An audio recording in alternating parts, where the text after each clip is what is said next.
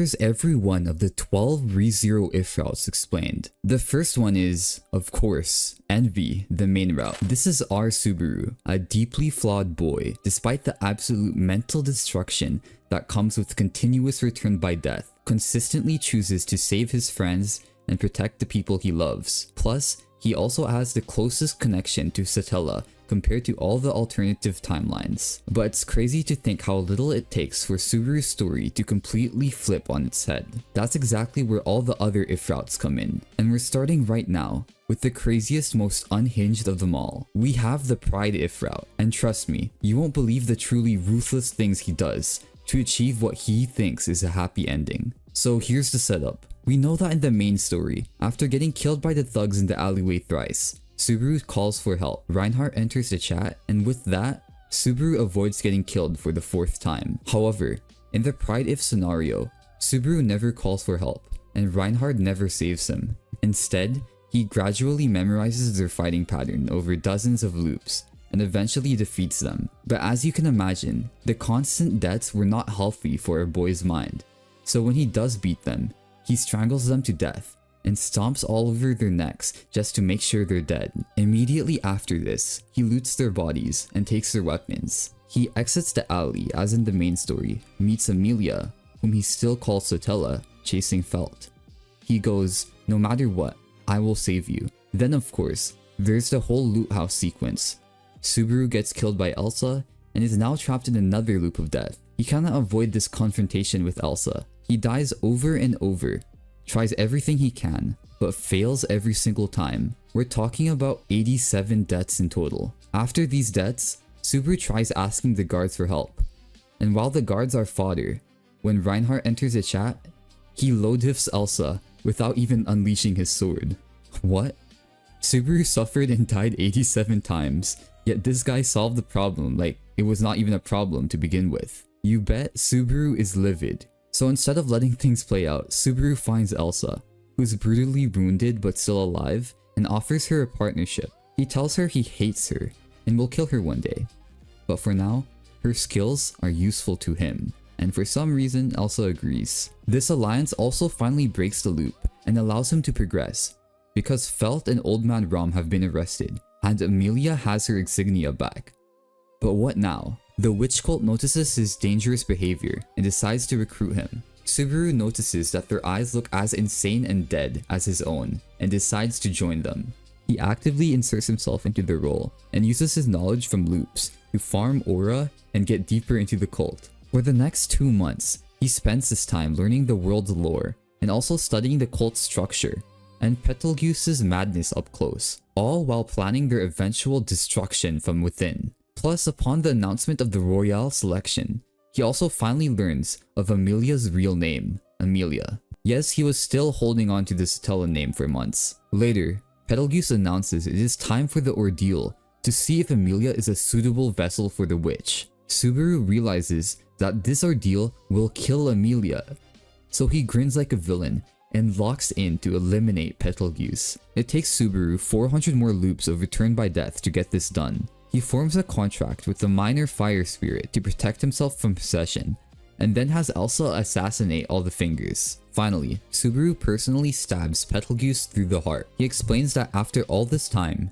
he had come to consider Betelgeuse a friend, but he could not allow anyone to threaten Amelia. He then destroys Betelgeuse's brain with his sword to make sure of his death. This leads to the Shadow Alliance with Roswaal, after Subaru decides to let the Amelia camp take public credit for killing the Sin Archbishop of Sloth. Next is the events of the White Whale and the Krush camp. The Krush camp attempts to fight the White Whale alone, but without Subaru's meta knowledge from the main story, they are defeated, and Krush's existence is erased from the world, as in Subaru is the only one who remembers her. But this is Pride Baru. He sees her death merely as a useful asset, and an example of what not to do. And there's also Felix, whose minds can't cope with Krush's erasure, because while yes, he has forgotten everything about her, she was still his main reason for living, so her erasure destroys him mentally. With all this in mind, Subaru manipulates Felix into making him believe that Subaru is his master, effectively turning him into an obedient, brainwashed slave.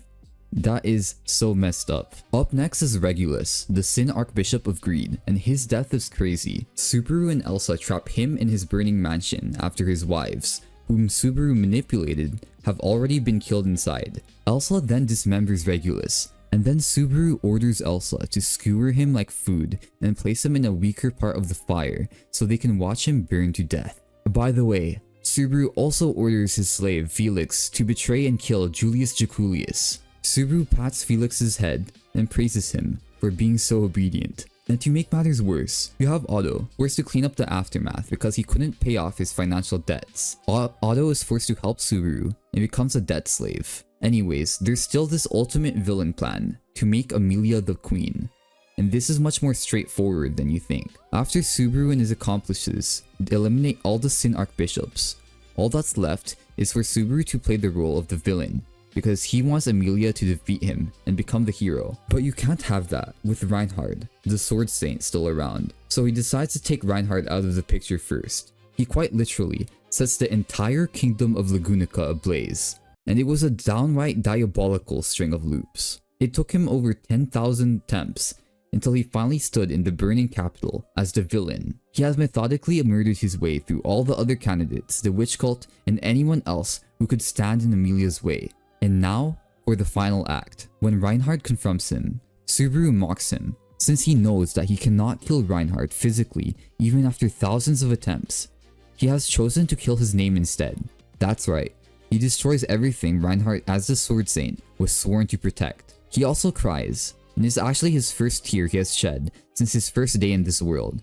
And these tears are not for the millions of lives he has taken, but for the frustration of being unable to actually beat Reinhard's power. Reinhard prepares to kill off the weakened Subaru with his bare hands, but then Elsa, still alive, jumps out and attacks Reinhard, who easily blocks the attack with his hand and defeats her.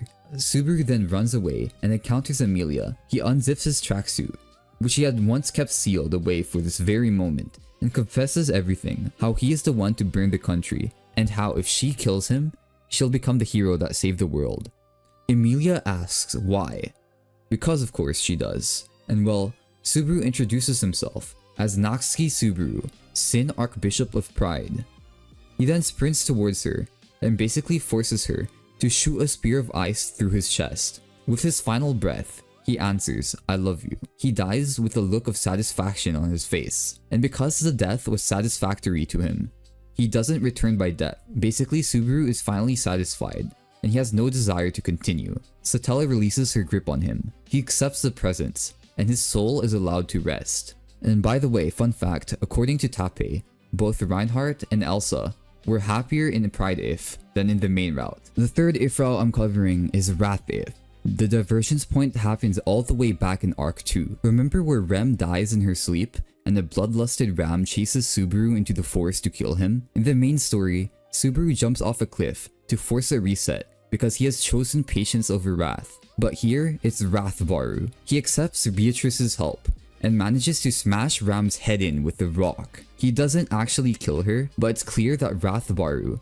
can no longer go back to being the original Subaru. The whole route lasts 3 years, and in just those 3 years, Subaru builds a powerful criminal syndicate known as the Pallades faction. Plus, he also recruits 2 of the only 3 characters who can match Reinhard's martial might. We're talking about Hannibal, the legendary ninja master from Kararagi, and Cecilia Segmont, the first-ranking divine general of the sacred Wallachia Empire. Wait, why would these 2 join him, you might ask? You see, Hannibal joins Subaru's side because Subaru helps him out with an issue concerning the 4 great spirits in Kararagi, and also because Hannibal noticed Subaru's gift for making accurate predictions, which means he could trust Subaru's judgment. It takes a lot of debts, but after the 4 great spirits issue gets resolved, Subaru gets Hannibal on board, and also establishes his base of operations at the edge of the Kararagi border, and names these headquarters Pandemonium. Okay, that's Hannibal, but what about Cecilius? How does Subaru get him on his side?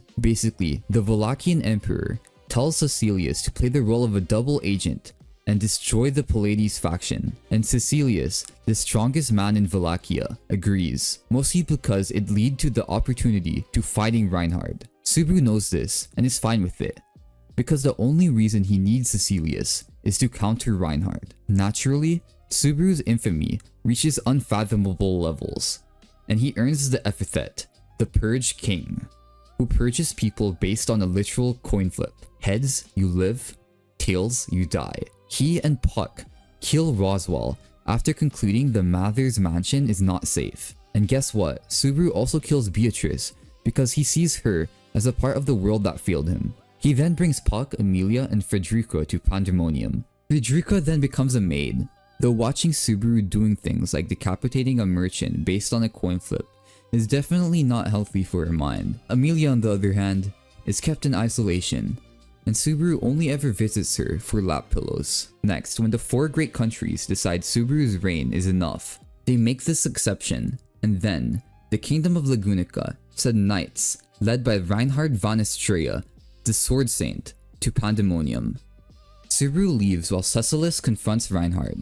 Reinhard draws the Dragon Sword because Cecilus is a worthy opponent, and sure enough, Cecilus actually manages to weaken him, the strongest character in the series. Be that as it may, Reinhardt ultimately wins by breaking both of Cecilus's katana, and while I know that many think Cecilus dies here, Tappei clarified that he later survives and flees to see another day. Now, the scale of the battle caused a lot of destruction. In the middle of it all, Amelia comes across Reinhardt, and while she has mixed feelings about Subaru's approach, she is still loyal to him. So Amelia creates an ice sword and stabs Reinhardt. Even when Reinhardt reveals that Subaru is personally responsible for over 126,000 deaths, Amelia sticks to her loyalty. Then, Puck enters the room and stalls Reinhardt for her, which leads to Amelia and Subaru having an alone moment. This is where the story clarifies something chilling about Subaru.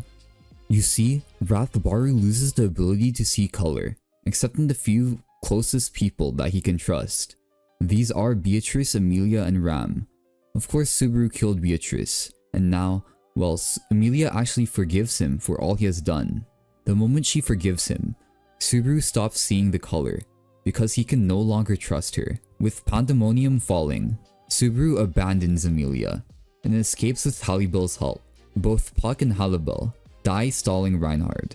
At this point, the only person Subaru can trust is Ram, who has been chained in a secret room all this time. He goes to her, and the story ends with Ram giving off a smile full of hatred and asking if he's ready to die. Unlike Amelia, he saw Ram's hatred as authentic and true, as he could see her in color, and therefore, he allowed her to finally have her revenge. Genuinely insane what no Rem does to an isekai protagonist. But what if it's too much Rem? This brings us to Slothif at number 4. What we have here is a Subaru who breaks and decides to stop trying. The divergence point in this route is at one of the most biggest, most generational moments in anime history, the White Whale Battle. In the main route, this is where Subaru rallies allies and becomes Rem's hero. But in Slothif, when it all goes wrong, he makes a choice. He asks Rem to run away with him.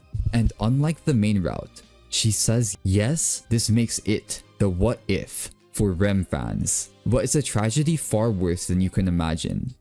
They fake their deaths, change their names, and start over from zero in the second largest city within Kawaragi, which is kind of like a country similar to Japan. Eventually, they have 2 children, a boy named Natsuki Rigel and a girl named Natsuki Spica. From the outside, it looks like a perfect peaceful ending. Subaru is in fact genuinely happy. He also loves his family. But every day, the guilt from not saving everyone just keeps eating him away. He knows he abandoned Amelia, Beatrice, and everyone in Lagunica to their fates. He hears rumors of the witch cult's atrocities, the kingdom falling apart, and he does nothing. Of course, Rem knows he's burying his heroism to be with her, and she loves him for it. But she also carries the weight of being the sole reason for him giving up. As I said, their love is real, and they are a happy family. But it is built on the foundation of not being able to move forward. That's why, even when Subaru grows old with Rem and his family, when he finally dies of old age, the Return by Death ability takes him back to the beginning of Arc 3 with the Appa Man, to make it chillingly clear that he has not moved on from that point. Just pure pain through and through. At this point, I bet you can tell that there are levels to each if route. And if I were to say that one route is on a completely different level, it's the greed if route. This is about Subaru becoming so obsessed with a perfect ending that he traps himself in a personal hell for what might as well be eternity. The crazy thing is that Divergence Point is actually one of Subaru's greatest W's in the main story, the Sanctuary arc. From the emotionally brutal trial, to the standoff with the Great Rabbit, and the desperate plan to save everybody back at the castle. In the main story, Subaru pulls it off. It's rough, but he saves the day. However, unlike our Subaru, Greedbaru accepts Echidna's contract. She will give him all her knowledge, every possible strategy, and in return, he must share the experience of every single future loop with her. Just like that, Subaru's life becomes a mathematical hell and is not healthy for anyone. For example, Subaru gets Garfield out the sanctuary by having him fight the Great Rabbit by himself. Only once he was overrun and almost killed, Garfield understood his powerlessness and retreated with Subaru. Subaru also secretly led Reinhard to join the Amelia camp about a year ago by convincing Felt to drop out of the royal selection and abandon the Estrella Familia. Abandoned by Felt and feeling out of place, Reinhard accepted the offer. But of course, he was never the same. Meanwhile, Garfield, who was never actually able to resolve his trauma, is stuck coping by converting his feelings into rage and trying to fight all the time. But again, even the fighting only reminds him of his weakness. Now, as for when Subaru finds Beatrice sobbing in the library, he pretty much forced her, and not convinced her, to break her contract and leave the Forbidden Library. She is now in a deep depression and has a non-existent will to live. She also hates Subaru's comfort and violently claws at his neck until it bleeds. Roswaal, on the other hand, appreciates Subaru's usefulness and is basically in an excellent mood all the time. He has changed, and because he has changed, Ram also changed. She has become polite and courteous and treats Subaru as an actual esteemed guest. In terms of chronology, the Greed If takes place 2 years after Rem had her name and memories eaten. Echidna confirmed 3 ways to save Rem. First, find and question the Sin Archbishop of Gluttony. Second, cooperation from the Sage. Or third, obtain the blood of the Divine Dragon. And because the dragon would only offer it to the ruler, the goal of making Amelia the ruler aligns with bringing Rem back. When we see Greedbaru visiting Amelia, she is still her unstable, haunted self, because unlike in the main story, Subaru took the trials for her, and so, she never actually overcame her past, or made peace with the present. And then there's Elsa. She is doing all the dirty work for the Amelia camp, like helping kill the Sin Archbishop of Greed, capturing the Sin Archbishop of Wrath, and things like that. Though her assignment to track Gluttony failed. Overall, this version of Subaru is completely desensitized. He no longer fears death, and abuses his return by death ability as casually and as much as possible. For example, when Petra knocks on Subaru's door, enters, and tells him how she is worried about the weather to go shopping, Subaru replies, "Rest assured, Petra, the weather is going to be nice today, so you don't need to worry." But that's because he actually gained that information by actually seeing the day through, and at the end, asking Elsa to lop off his head. All so he can greet Petra the same morning with the correct answer. Hold on, let me just go ahead and quote Subaru himself, as his words sum up this if route perfectly. "A dream. I saw a dream. A dream that wouldn't end. Over and over again. I repeatedly correct every mistake. But before I knew it, I lost count. I failed. Over 100 million times. And yet, there was still a place that I wanted to reach. And yet, there was still a wish that I wanted to protect." And that pretty much sums it up. Greedbaru's quote-unquote dream is his perfect ending fantasy. He has died over 100 million times and still doesn't achieve what he wants to achieve. Okay, let's slide from the greed if route and talk about something completely different. Honestly, way confusing. And that's pretty much it for greed if. We've seen Subaru break into pride, succumb to his wrath, give up into sloth, and obsess into greed. But what about gluttony? That's what we have as the sixth route I'm talking about today.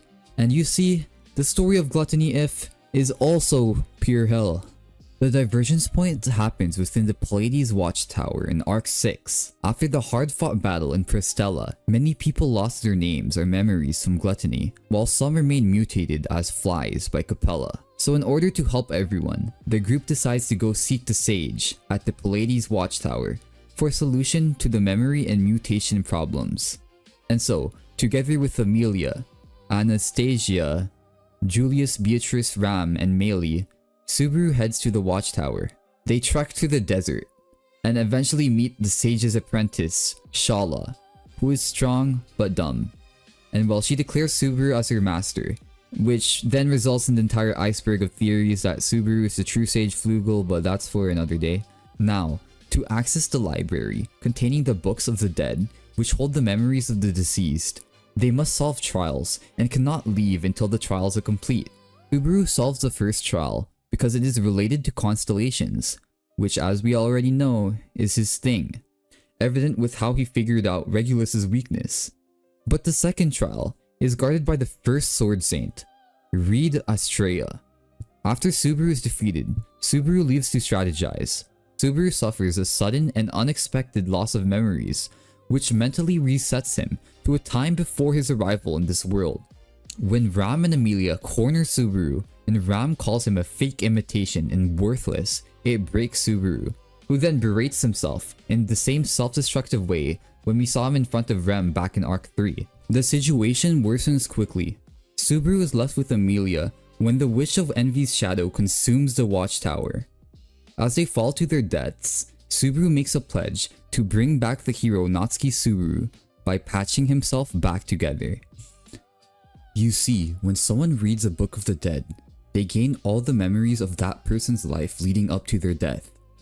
Knowing this, Subaru then concludes that if he kills everyone who knew the original Subaru, he can piece together a blueprint of the Subaru he is supposed to be. Next, moving forward, we then see a scene where Subaru prepares lunch with Amelia, Julius, and others. But when Shala appears, and when she does, Amelia, Julius, and the others vanish. All along, they were hallucinations, which implies that he already killed them. Unsurprisingly, things get ugly fast. Before you know it, Reinhard, Otto, and Garfield are informed that the new Subaru has attacked and killed everyone in Amelia's camp. Anastasia escapes, but that is part of Subaru's plan, so she would gather all the remaining Royal Selection players in one location, Prestella, for him to kill all at once. Remember how in Arc 5, 4 Archbishops together couldn't destroy the city of Prestella?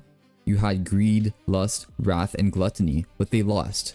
However, Gluttony Baru is a different animal. He intentionally causes a flash flood in the Water City, which kills almost all the civilians. Otto and Garfield survive the initial flood, but are confronted by Gluttony Baru and Shala. She kills Garfield, and after Subaru claims the most problematic person is Otto, not Reinhard, as Otto would devise insane countermeasures, Shala kills Otto as well. And then Subaru, whose hair has turned white, and his left eye has lost its color, arrives to read Otto's Book of the Dead. That's where Reinhard personally intervenes to stop Subaru. But as it turns out, Felt had also survived the flood, so Subaru tells Shala to fire a beam of light towards Felt, which leaves Reinhard no choice but to focus on saving Felt. Ultimately, Subaru escapes, continuing his rampage as he continues to kill every person who ever knew the original Natsuki Subaru.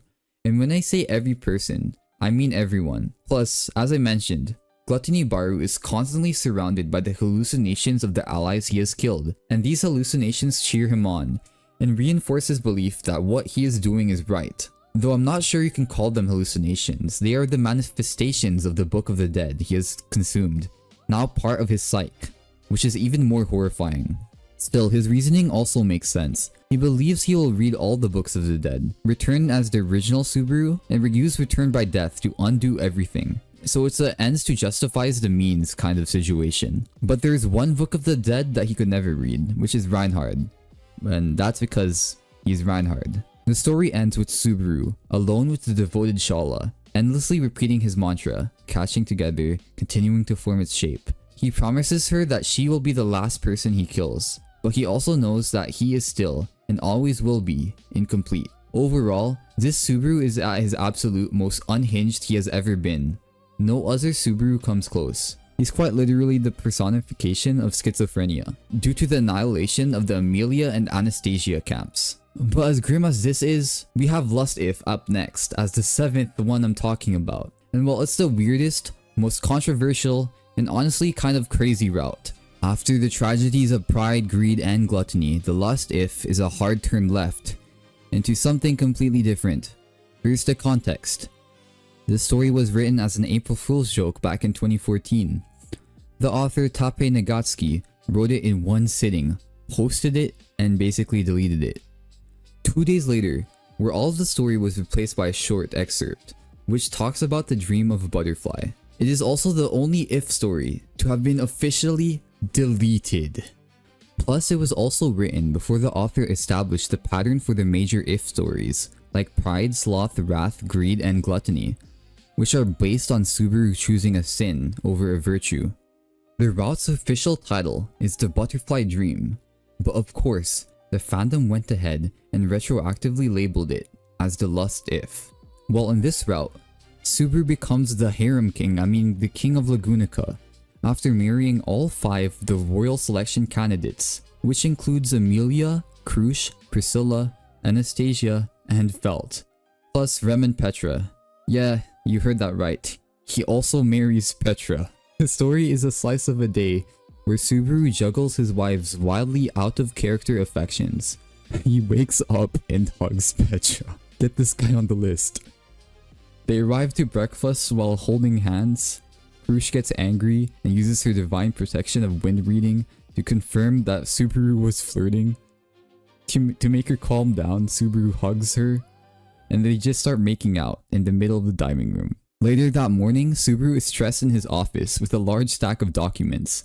Ram agrees to help him. Subaru notes her rare smile, then Subaru compliments Ram, saying she's cute when she isn't talking. Ram insults him back, but politely asks him not to compare her to her sister. Then Priscilla enters the room. She's angry that it's her turn for Subaru's time and kicks over the table. When Subaru shows the lighter he still had from his world as his invention, she pulls her fan from her opai and slices the lighter in half. It's fine though, because when Subaru takes a break, Priscilla sits on her lap, and then they get real close. Next, Anastasia is on the couch. Subaru strokes her long soft hair like she's some kind of cat. Subaru then returns to his room to find Felt lying in his bed. Following this, Subaru touches Rem's stomach and learns that she is pregnant with his child. Anyways, finally, Subaru goes to Amelia's room. She pulls his head into her chest to comfort him from the royal stress. Bars. She then offers him to sleep in her room. And as they lie in bed, Amelia tells him, "I love you." And then they kiss, and the story ends. Alright, that was something. After the weirdness of Lust, let's swing back into something brutally dark, but with a twist you might not expect. Number 8 is the Revenge-If. The catalyst is the same as it was in Wrath-If. It's Rem's death back in the mansion. And well, Subaru's reaction here is simply running away and living with the survivor's guilt. Then we jump forward 20 years and see Subaru, who has spent the past 2 decades locked in on exterminating the witch cult, specifically Betelgeuse, to avenge Rem. He has gathered a number of allies, such as Beatrice, who forms a contract with him, Felix, after Krush's mind gets eaten by gluttony, and also Elsa, whom Subaru personally recruits because her skills are useful. Now, after 20 years of planning and fighting, Subaru's party finally corners Betelgeuse. He uses the unseen hands he's been possessed by so many times to crush the Archbishop, and somehow, he wins. And that's all there is to it. His revenge is over, but he's empty, and there was no twist. Actually, the twist was he spent 20 years of planning and fighting. Next, how about Alcorith at number 9? This is a mystery story where Subaru is the detective and the victim and is trapped in a fake world. Basically, Subaru wakes up in a strange and peaceful town that feels like Japan. Everyone from Lagunica is there. Amelia, Beatrice, Rem, Ram, but they're living ordinary lives. They all know him, but something deeply feels off. The story introduces a girl named Lyra, who claims to have power over memories and illusions. She reveals to Subaru that this world is fabricated, that the real Subaru is elsewhere. This forces Kopibaru into an existential nightmare. If he is just a perfect replica constructed from another's memories, does his love for the illusion Amelia hold any meaning? Does he have any right to exist at all? Moving on, we have the Vainglory route, although otherwise known as the School If. To be fair, this is basically just a licensed, official, alternative universe story where the characters are placed in a modern Japanese high school setting for fun and curiosity. Subaru is somewhat normal, slightly chunibyo high school student, and in true slice of life anime fashion, Amelia arrives as a beautiful, silver-haired transfer student. All the major characters are there, with roles that mirror their personalities. Rem and Ram are the strict popular student council presidents. Beatrice is the grumpy know-it-all librarian. Roswell is the dramatic school principal. And Julius is the flawless, handsome top student, and Subaru's natural rival. Subaru starts a club called ReZero to investigate the mysterious aura around Amelia and the others. Basically, it's just a slice of life story, but with a supernatural subtext. It's the same official feel-good "what if our characters went to high school" side story that you must have seen with other popular series like Demon Slayer or Attack on Titan. Our second to last if I'm talking about today is the Gender Swap If.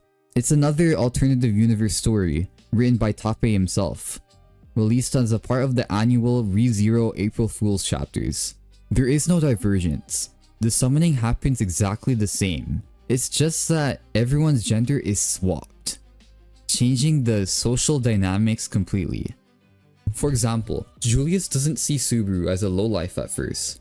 He sees him, or I guess her, as this distressed young woman, and basically becomes a chivalrous knight. But wait, what about the girls? Amelia is the silver-haired, half-elf prince Emilio, and while Subaru usually adds a tan to her name, Fembaru adds a Kyun to Emilion's name. The Witch of Envy, Satella, is now the Warlock of Envy, Luna. Felt is the rough and tumble boy named Fort. The twin maids are now Ru and Rao, and Petra is the boy Pietro. Beatrice is a spirit named Victor. Her nicknames Betty and Biako, while Elsa is Eins. Reinhard is a red-haired swordswoman named Adelheid. Puck is the tiny fairy-like spirit Tinkerbell, or Tink for short. The story basically follows Arc 1 and 2's storyline, but focuses on how female Subaru handles these events, with everyone treating her slightly differently than they do in the main story. And finally, the last if route I will talk about today is Azamuku, as in deceiving if route. It was released on April 1st, 2025 for Subaru's birthday, and this year's April Fools. And this is basically a what if from Arc 7, where Subaru's path diverges in the Valachian Empire, because he aligns not with the true fugitive emperor, Vincent Valachia, but with the imposter sitting on the throne. Subaru is separated from Amelia and Beatrice, and is desperately trying to reach a safe save point. He dies 5 times trying to infiltrate the palace and ensure Rem's safety, who is with him but amnesiac, as we already know. He attempts another infiltration while expecting death, but encounters the man claiming to be Vincent Valachia. Subaru notices that the man's reflection in the mirror is not Vincent, but a pale man with gold eyes wearing white clothes. Still, Subaru introduces himself and avoids death. The Divine General Arakia delivers the amnesiac Rem and the Archbishop of Gluttony, Rui, to the palace. Subaru is shocked, but glad Rem is safe, though they are hostages.